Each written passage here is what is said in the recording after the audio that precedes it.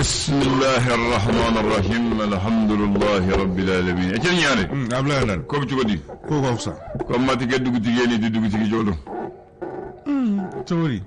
e bi ke dugu ci gedi la la di dugu ci jodo e dugu ci ay te dugu ci o kuma kacha ko mati ke dugu ci ni di dugu ci ni di la la do o jagwaye istega bla fen kuna ite fen mi son kando ko dugu ci tulo ka bo côté ndalo wa o koro emi dugutigi be fambe ningo dugutigi be fambe aka ko kera chokoto abe se dugutigi ma antanga ko ngera aka dugu kono abe se dugutigi ma ayo ko ni ko ba chogole dugu manga bonye dugutigi ma ni ko ba chogwala amanga bonye dugutigi parce que do farla ka chokoto aboya meta da dugutigi ko mais si ça mo bonye nyare mo écoutez tantôt man yine ba ko bo ni ko bo ko daale ba mi risande bon ni dara dara man nyala fi sa ni ko bo ko daale jime am damel ay o te dara ban dorene ay papier ka sa administrativement dans donné te bon ko law dans donné ay d'accord donc c'est ni dara fi sa am mi ya de gi jabi ta le ki le de bon ko dans donné te ali papier ka ali papier ka Allah akbar malo la yoro do wef ke bamago fe malo la yoro do ta fe non parce que o famu bamago siki chokodo ay mba fo bismillah ko digi ni lada o ko digi ni lada fana ibodo digi ni lada dugu bisigi lada dage dugu tamara ni ko chena wafta dugu su blonde folo de kuma da bitige dugutigi blonde la sisan am ta kiri so la am ta ne troisième am ta ne kiri ay mais sisan ni dugutigi ga yoro nyini to ko ni par exemple demsen turuna wita blay folo al bo al sisan ga yoro do la non sisan ka tabla dugutigi ko balo avec galère de ça al sisan ga yoro do la voilà maintenant sisan vous faire que tu sais que vous drapeau mundi dugutigi ma nyana de a nyana ko so non e ba do mun nyana tulongu matede ne benga kina abisa mugambo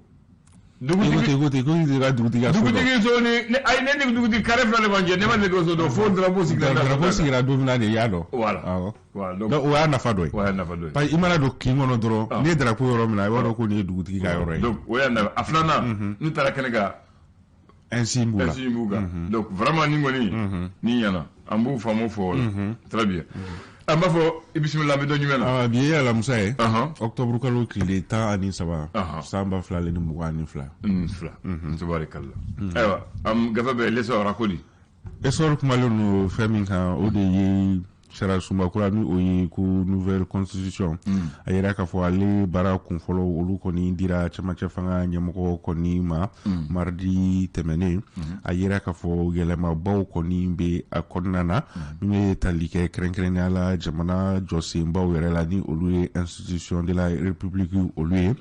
esor ale ka la selido ali bi ani esor beto no kon fe metalike baloko juwata fanfela konnani oye malnutrition mali konnana yera ka fo ko yelama baw koni kain kake wasa ferepse ka soro ala choko mina ali biani esorbeto no konfe sisa eji konnana ni oye autorité indépendante de gestion des élections yera ka fo ko ale moko tan ani duru ko olu koni nomera nyamoko olu fe esora le ka la selido awa esor black refe angata indépendant fe indépendant ale fene kuma lembe avant projet inka metalike constitution kura oye ayira ka fo ko feno koni be akondana ni olu koni wajibi ale koni do président koni ka o metalike femenela koni ba feka ke mali président koni kuimanga nationalité fla koni soro metalike femenela imanga mali nationalité alini jamana wore nationalité olu soro obe akonna na fogata se ku nimanye kibeke cheboko ni mali jamana nyamuganyi ninna ko ishi kon kanga damne sam bisaba ani durula katabla sam biulonfla ani durula yira ka fofona ko manda koni ko obe da manda fla oma metalike sabana o emiye ko wasabloni o parlement ko o fene kon be se ka ibo jamana nyamuga la ka sabu gani faso janfa ka se niveau do ola indépendant ale ka la se lido ko fana président fana se ka faso blonchi indépendant ali bi ani a bɛ to ɲɔgɔn fɛ sisan an bɛ taa kiriko ta fanfɛla kuma kelen fana b'a la n b'a fɔ a diyara Bakari de jumɛn Côte d'Ivoire u ko sisan u y'a paramɛ u ko furu Mali la a bɛ kɛ cɛ ani muso cɛ u y'a prépare sisan a prépare latigɛ sikasi t'a la de nɔgɔ tɛ kuma la sisan voilà o fana o de wa voilà a jɛlɛya a jɛlen u ko fɛn fana olu y'o fana kɛ ka di de ko sisan procureur tɛ se ka taa k'i don kaso la de fo juge indépendant n'i kan ka don kaso la o b'a di juge indépendant donc procureur fanga bɛ dɔgɔya sinon fɔlɔ procureur bɛ se k'i don kaso la fo ka taa se tile 3 ma hali bi ani indépendant bɛ to ɲɔgɔn fɛ kiriko ta fanfɛla la cour d'assises de Bamako ale kɔnɔna a yira k'a fɔ Sabere Keita ale kɔni bilala ka si kaso la ni ka a ka ɲi ka jɔ ka faga nka a tɛ ka waleya Mali la ka sabu kɔni kɛ ko ale kɔni ye a furumuso kɔni faga ni o ye Jɛnɛba Cenu ale kɔni ye o faga a furumuso de kun o de hukumu kɔnɔna na kiiri tigilamɔgɔw kɔni y'a jira ko maa kofɔlen n'o ye Sabere Keita ko ale fɛnɛ kɔni ka ɲi ka faga kiiri ti faamu de kunasini ko dɔ ye dɔ faga ko 100 fila kaso n'i ye dɔ faga ko k'a fa a ye kiiri ti faamu indépendant ali bi an bɛ tɛmɛ ni ale ye concours d'entrée à l'UG an bɛ wagati min na i ko sisan ko karamɔgɔw kɔni ma fɛ ka a tɛsi kɔni ka a boyikote ni o ye ka sabote ye indépendant ale ka laseli don l'indicateur de renouveau ale kɔni indicateur de renouveau ale kumalen no fɛn min kan o de lakanabaliya ale hukumu kɔnɔna na ko dɔ kɔni bɛ ka fara o ka gawukaw olu fɛ yen nɔ o hukumu kɔnɔna kɔni ye journée ville morte ni o ye activité foyi kɔni tɛ mɛnɛ gawo kɔni kɔnɔna na tile kelen o hukumu kɔnɔna na ka kaɲa ni lakanabaliya kɔni a fanga bonya ni o ye hali bi ani indicateur de renouveau bɛ to ɲɔgɔn fɛ ale fɛnɛ kumaden bɛ nouvelle constitution kan ale y'a jira k'a fɔ ko yɛlɛmabaw kɔni kɛra a kɔnɔna o la hali bi an ni a bɛ to ɲɔgɔn fɛ sisan an bɛ taa UG kɔnɔna na ni o ye institut universitaire de gestion de Bamako ye ko yala ko jɔnw de kɛn bɛ ka tɛsi kofɔlen kɔni bloqué ɲininkali tɛnkunnen bɛ yen hali bi ani indicateur de renouveau bɛ to ɲɔgɔn fɛ kalanko hukumu kɔnɔna na yira k'a fɔ ko école karamɔgɔw ka lafasali tɔn bɛ yen n'o ye synergie des syndicats de l'éducation ye k'u kɔni bɛ wuli ka jɔ la hali bi wasa article 39 ale bɛ se ka waleya cogo min na indicateur de renouveau hali bi ani a bɛ to ɲɔgɔn fɛ ne tali kɛ lakanako ta fanfɛla kɔnɔna siran bɛ ni o ye Kucala ale ni Kuru ye yira k'a fɔ ko an bɛ wagati min na i ko sisan lakanako kɔni ko a kɔni gɛlɛyalen bɛ o yɔrɔ kofɔlen o la indicateur de renouveau ale ka laseli don le challenger ka laseli ye jumɛn challenger ale ka laseli ye min ye o de ye ko autorité indépendante de gestion des élections EDGI ko ale ɲɛmaya kɔni ko samasamali kɔni bɛ général Siaka Sangare ale ni maître Mustafa Sise olu ni ɲɔgɔn cɛ ko yala ni ma filala ko jɔn bɛna kɛ a ye ɲininkali tɛnkunnen kɔni bɛ yen kelen ye seni président kɔrɔ ye kelen ye DG président kɔrɔ ye e b'u dɔn hali bi ani challenger bɛ to ɲɔgɔn fɛ farikolo ɲɛnajɛ minisiri fo ka taa se sifun ka minisiri ma ni o ye Musa Atayere a yira k'a fɔ ko mawuludu kɔni hukumu kɔnɔna na ko a ka wulikajɔ kɔni fanga bonyana ko a kɔni sera baaraw olu kɛ cogo la ka sabu kɛ ko kuma kɔni k'u cayalen no balontan bɛna kɛ wa mawuludu bɛna kɛ ko a kɔni ka wulikajɔ sera ka kɛ sababu ye a fila bɛɛ lajɛlen kɛra si ma don si gasi la challenger ale ka laseli don le soir de Bamako ko Bamako wula soir de Bamako ale kumalen no fɛn min kan o de ye an ka finitigilakaw olu ka wulikajɔ kɔni k'u ye tatugu bamanciwale kɛbaw kɔni na ko wulikajɔ sera ka kɛ ni an ka finitigilakaw kɔni ka pankuru kɔni ni o ye u ka avion olu ye soir de Bamako ale ka laseli don hali bi ani soir de Bamako bɛ to ɲɔgɔn fɛ kalanko hukumu kɔnɔna na metali kɛ article 39 ale lawalali hukumu kɔnɔna na école karamɔgɔw kɔni ka lafasatɔn kɛmɛ ka welewelemada kɔni bila ɲɔgɔn lajɛ belebele kɔni na ko o ka ɲi ka kɛ nin kalo tile 19 ni o ye 19 octobre natɔ o ye soir de Bamako hali bi ani a bɛ to ɲɔgɔn fɛ a yira k'a fɔ Faransi jamana ɲɛmɔgɔ ni o ye Emmanuel Macron ko ale jɛɲɔgɔnw kɔni bɛ ka a bila dɔɔni dɔɔni metali kɛ ko Union européenne ka kɔni k'u bɛ ka u senbɔ Faransi ale ka politiki senna ka essayer ka u kɔni gɛrɛ Mali o la wasa u k'a sɔrɔ olu bɛ se ka to u nɔ la cogo min na soit de Bamako ale ka laseli odo ale bi ani abeto ɲɔgɔn fɛ yira k'a fɔ ko bamanci walekɛbaw olu kɔni bɛ ka wajibiya mɔgɔw kɔni kan kɛrɛnkɛrɛnnenya la Mali camancɛ fan kɔni fɛ ko u ka dɛmɛ kɔni ta ka ɲɛsin olu ma walasa bamanci wale a bɛ se ka yakubaya cogo min na o hukumu kɔnɔna k'u ko population mɔgɔw ma k'u ka taa min bɛ tali kɛ zakati ye jumɛn k'u ka taa bila misiri la ale ni ekɔliw kɔnɔna na. Zakat o ye saraka ye. Voilà. Donc u ko de wajibiya population kan sisan wagati min na centre yan fan fɛ k'u ka to o bila misiriw ale ni ekɔliw kɔnɔna na walasa olu ka bamanci walew olu bɛ se ka yakubaya cogo min na soit de Bamako ale ka laseli don. Kabako fadunya boromana ka koba. Kabako sisan an bɛ taa Segu Sekɔrɔ. Segu Sekɔrɔ. A yira k'a fɔ ko camancɛ kalanden min bɛ tali kɛ lycéen 5 ko olu kɔni tora ji kɔnɔna ka sababu kɛ ko kulu kɔni dafirila ni u ye hali bi an bɛ to kabako kɔnɔ o jiko kasara kelen kɔnɔna na a yira k'a fɔ ko talikɛ bafulabekaw olu fɛ yen nɔ yira k'a fɔ denmisɛnnin fitinin musomanin san 3 ko jizo kɔni fɛnɛ taara ni ale ye kabako hali bi an bɛ to a kɔnɔna na yira k'a fɔ bandiya ni o ye vagabond ka wale olu kɔni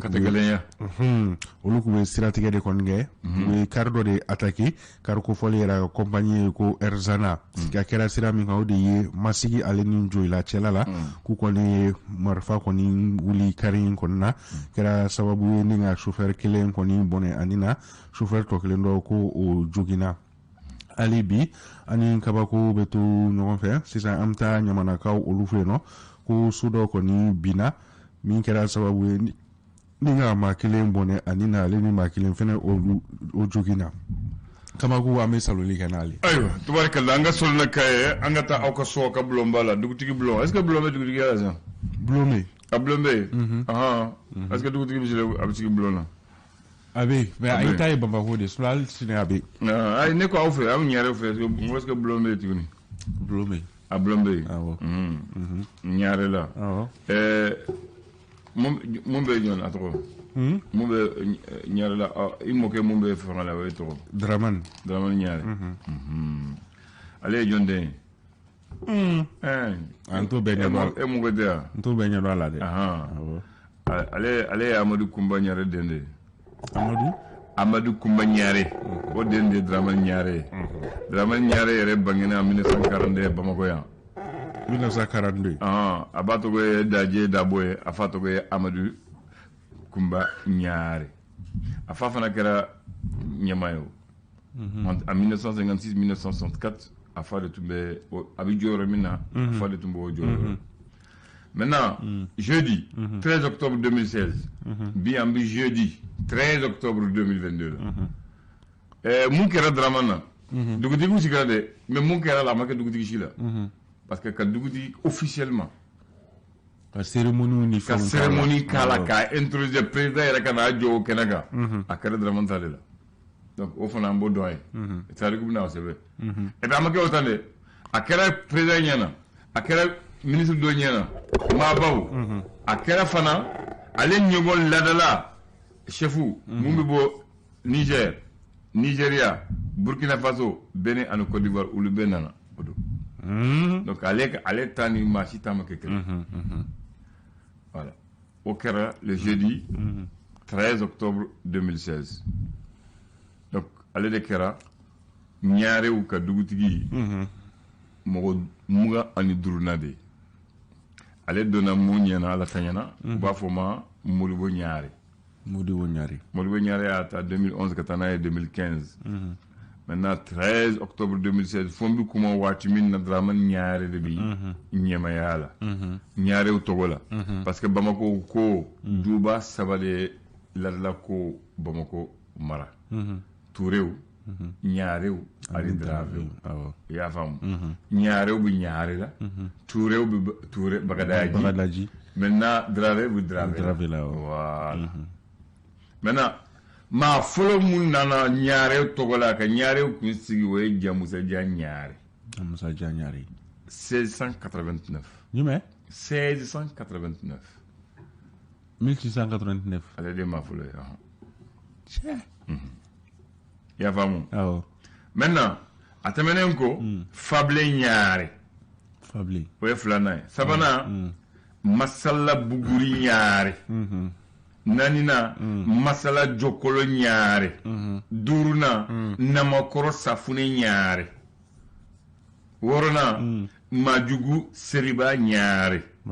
majugu seriba ɲaare wolowulana o do kelen fila sabanan wolowulana o le tɔgɔ jolo kalaja ɲaare o ye tɔgɔ ye dɛ o ye laada tɔgɔ ye o da tɔgɔ ye ça c'est génération 1 2 maintenant kana burema ɲaare maintenant tubabu ye date ta kana burema ɲaare 1866 1882 titi ɲaare o kɔni dɔlen do tubabu dɔ Bamakɔ waati min na ale de tun bɛ ɲamaya la titi ɲaare 1882 1888 a tɛmɛnen ko u y'a di baligi ɲaare 1888 1898 jonke ɲaare 1898 1903 jonke ɲaare ko u y'a di karunga ɲaare ma 1903 ale min ale i b'a sɔrɔ a ma si sɔrɔ kaban par sangelen furancɛ la ale bɔra a la après u y'a di jɔn ma marije di beninku ɲaare ani marije dɔn tɛ kelen dɛ marije di beninku ɲaare 1903 1906 a tɛmɛnen ko u y'a di seiko ɲaare ma seiko ɲaare 1906 1909 Beni Gnare, 1909-1912. Baba Gnare, 1912-1913. Mamourou Gnare, 1913-1928. Mamourou Gnare. Oui, il faut trouver. Il faut trouver. Maintenant, Marie Gnare, Mundolendo, 1922-1956. Oui, on croit que Amadou Koumba Gnare, o de Draman Gnare fa. Mumba Famayaleza, o fa de Amadou Koumba Gnare, 1956-1964. Allez, de tomber Famayal. Bomboli Gnare, 1964-1979. Fablé Gnare, 79-87. Badougne Gnare, 87-93. Baba Titi Gnare, nen allait tomber barak. Titi Gnare. Antubi Barodeke, comme il dit Siglen de Fleur. Allez, Coliniado. Atumila sans villa. Ne benge sans fils, seulement sur Tumba l'État et Ambalo, n'en a fait. On est allé au Baroque. On connaît Néodo. Ambu Baroque, comme il dit Barola. À l'État 1993-2011. Après Moriba Gnare, 2011-2015. À là-bas, Draman Gnare mumbe masaya gloka ni watini amba fala ke shini kene adima donc ninde imoke ifa ni fa koroke muye Gnare ya la de la fanga ke Bamako ya adafale vle ni bo afam yara sisa afam yara sisa papier inda e kadima jikoni e kadima afo ba sebe ka segi made otewa voilà donc ni tuma fe ko fo donc am Gnare fo bi donc bi normalement Gnare gâteau kanga tige Gnare ko sode normalement jeudi 13 octobre 2016, jeudi 13 octobre 2022. Allez, vous savez. Ça fait combien? Akanga gato tigabi. Akanga gato tigabi. Nama gato tigabi. Akanga to de la kadama. Aïe, tout mais. Ok. Kamishi fakake. Kamishi fakake. Kamishi fakake. Kadama. Écoutez, donc on est Gnare. Bon, et qu'est-ce que tu veux dire? Amasse follow mais abenali. Abenali. Et qu'est-ce que tu veux dire? Et qu'est-ce que tu veux dire? Abgan là. Nala sona. Donc am Gnare ube fo. Mais Gnare fana e ba do sikorni e Gnare tay. Sikorni. Quartier sikorni. Gnare ka sene yoro tumbe. Ambe ya yoro mina si ambi kimunga. Radio fle yoro mina. Ni fana awo. Gnare tumbe batiga ya kana soni kayande. Yana nga do slamela soni tumbe kayande. Comme on kare slamela soni tike sa saraka de bike. Soni tike sa. Kadi bile. Alors, quand je me disais que vous voyez, je me suis dit. solo ti dabla soli dabla mais anda ke folo ta ko bon akon be kede akon ke parce que d'après oustaz Bakr Islamé na sa fin chama ba yo bla ko jetu ba non e ko de wa d'accord donc ma fo yike merci ala ka claire merci ami ñaare befo ami digutugu befo mais ma kelembe ale frère que pour que digutugu ka togo soro ka ki soro ka boyo soro docteur Abdoulaye Sall CRI 2002 non aya sede ke yere bi anga fo et puis mani dugutigi ayu beto ko sebe ka ke gafe ka ke gafe donc ale ka nga wala mando non ale kan nga wala nimbarala ale koso ka wala ka tal dugutigi bela hali nega tomoktu dugutigi be ayu papier dia o benebulu donc ale kan nga fo akabarala ni wati normalement voilà ma fo ni je merci kambe ouais